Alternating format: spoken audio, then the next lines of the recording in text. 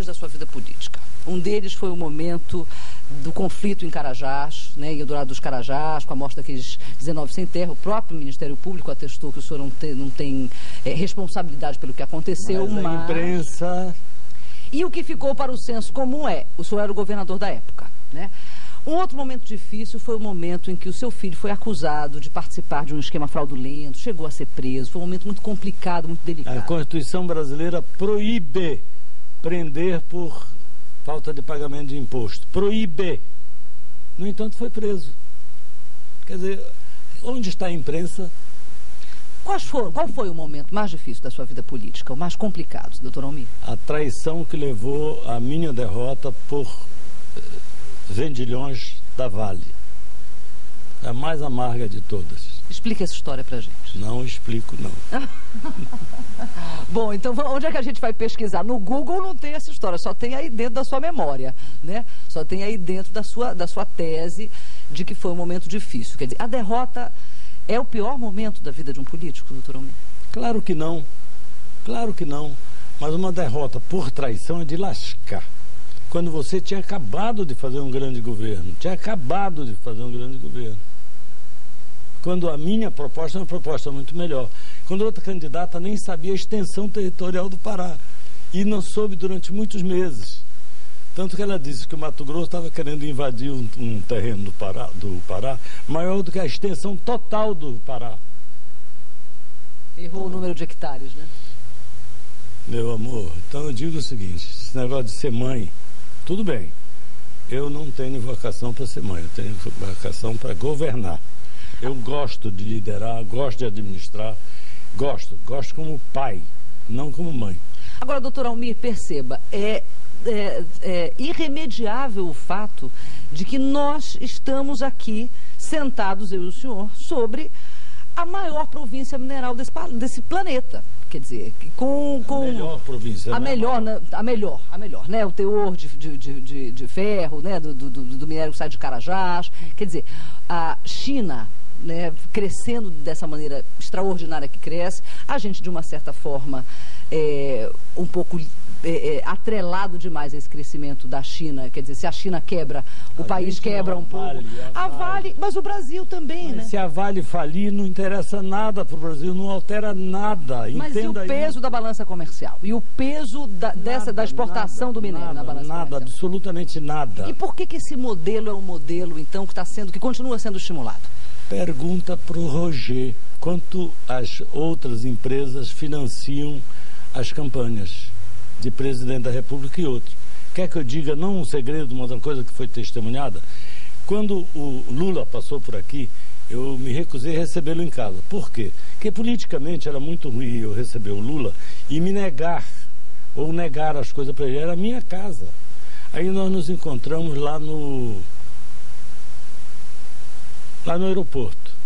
Ele com cara de cansado, a menina também com cara de cansada, testemunhada pela Ana Júlia, testemunhado pelo Paulo Rocha, testemunhado pelo Anivaldo Vale. Eu disse, Lula, eu tenho 2 arrependimentos de discurso. Um, quando eu disse que você era pior que carne de pescoço no interior, porque não tinha inteligência. E eu percebi que tem. 2, quando eu elogiei o seu Roger, dizendo que ele poderia representar uma forma nova de capitalismo nesse país e nesse estado. Teve aqui o Jório Dauster. Teve aqui aquele outro que foi dono de uma empresa lá em Santa Catarina, Steinbrück. E esse outro estava na cara que ele não queria nada com metalurgia, nada com minas. E não entendia, ele estava fazendo um negócio de empresa. Aí veio um moço bonitinho, alegre, de 38, 40 anos, e eu faço um discurso dizendo o seguinte: felizmente a Vale chegou no capitalismo moderno, deixou o capitalismo selvagem de lado, porque eu vejo um jovem assumir. Foi o pior de todos, o que mais explora. Vendeu agora a Alunorte para dizer que ia terminar lá a usina em Marabá. Comprou o terreno do Porto do Espadarte. Em Curuçá. Em Curuçá, e não vai fazer nada. Sabe o que ele vai fazer? Vai impedir que o filho do Eliezer monte lá. Você acha? Eliezer Batista. Você acha que a Vale tem material para exportar pelo porto de Espadarte? E por que a nossa classe política, então, insiste na necessidade estratégica da criação desse porto lá? Pergunta para a classe política.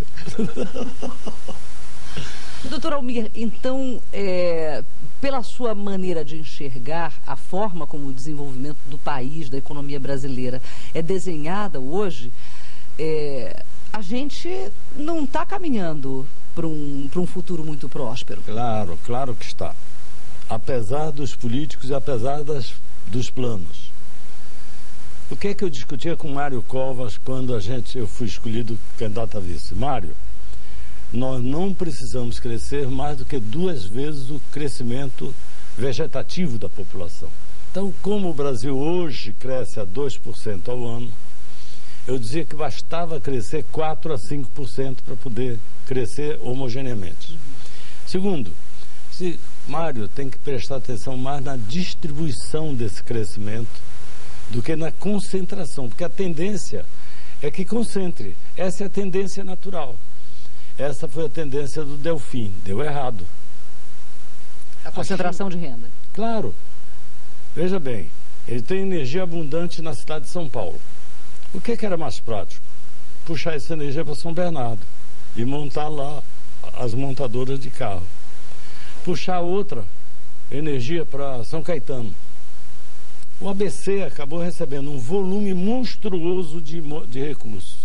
E, claro, a infraestrutura é muito mais barata. Hoje, o Brasil tem, entre São Paulo, Ribeirão Preto, Santos e mais uma 4ª cidade, o maior número de pós-doutores da América. Nem a Argentina tem a mesma quantidade. Tá? O maior PIB da América Latina está situado nesse território. E por que esta fórmula que deu certo, que produziu conhecimento... Deu certo para onde? Pelo menos para essa região de São Paulo. Para quem é rico, sim. Para quem não é rico, ficou na miséria. Porque você tem que medir a distância entre o rico e o pobre. Essa história de dizer que o mundo se desenvolveu com essa história como é que se chama aí, de globalização, isso é uma bobageira que não tem tamanho, porque aumentou a diferença entre o país rico e do país pobre. Veja, dá para o Obama ou alguém dizer que é uma beleza? Os Estados Unidos têm um orçamento de 13 trilhões e 500 bilhões de dólares. Ele deu 1/3 disso para 600 safados. A China, inclusive. E a China, você explica. A China acreditava no dólar, botou 800 bilhões de dólares dentro dos Estados Unidos, e se os Estados Unidos quebrassem, ela... Quebrava também. Não quebrava não, mas volatilizava 800 bilhões. Via o dinheiro voar. O senhor vê para o Pará, nos próximos anos, com esse anúncio de 19 bilhões de reais de investimento, no mínimo, na hidrelétrica de Belo Monte, mais 20 e tantos bilhões de dólares de investimento na Alpa, né, que é a aciaria, quer dizer, a siderúrgica que será instalada em Marabá. O senhor acha que isso muda um pouco esse perfil? Quase nada. Quase nada, porque isso não é produzido por paraenses. Por gente daqui, brasileiro daqui, não é? Quem é que produziu o ferro que está lá? Ninguém. Bom, se deixar o ferro não é riqueza, é verdade. Só é riqueza na hora que retira, transporta e vende. Aí pode valer como... Mas lembra, Carajás diziam que ia demorar 400 anos. Sabe qual é a estimativa agora? 100. Eu tenho 78, tenho quase 100 anos já. Então vamos acabar para um Estado, 78 anos, 100 anos, é bobagem. Vai exaurir? Vai deixar um buraco, como deixou aí como deixou em Macapá. E nós temos um vizinho aí, para dar exemplo. E qual seria a saída economicamente? Aqui, lembra, nós tínhamos alguns... E a siderúrgica de Marabá? Não seria esse caminho? Lembra. Nós tínhamos alguns lemas. Desenvolver sem devastar. 2, mudar a base produtiva. 3, consolidar a fronteira aberta. O que é que nós queríamos dizer nessas 3 sínteses? Que é possível sim o Pará se desenvolver sem estar derrubando tanta árvore como derruba. Mas é bobagem essa história de estar discutindo se derruba a árvore. Não morre árvore. Morre. Quem é que diz que não deve comer ovo, nem comer galinha? Porque se planta galinha, se planta ovo. Na época de Cristo tinha tanto trigo quanto tem agora? Claro que não. No entanto, ele dividiu os pães lá, né?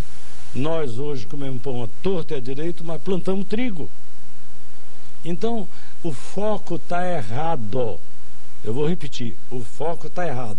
Exportar minério como matéria-prima e pensar que enriquece o país é bobagem de jornalista, de cientista político, de economista e de todo mundo. Agora, é claro, é melhor do que nada.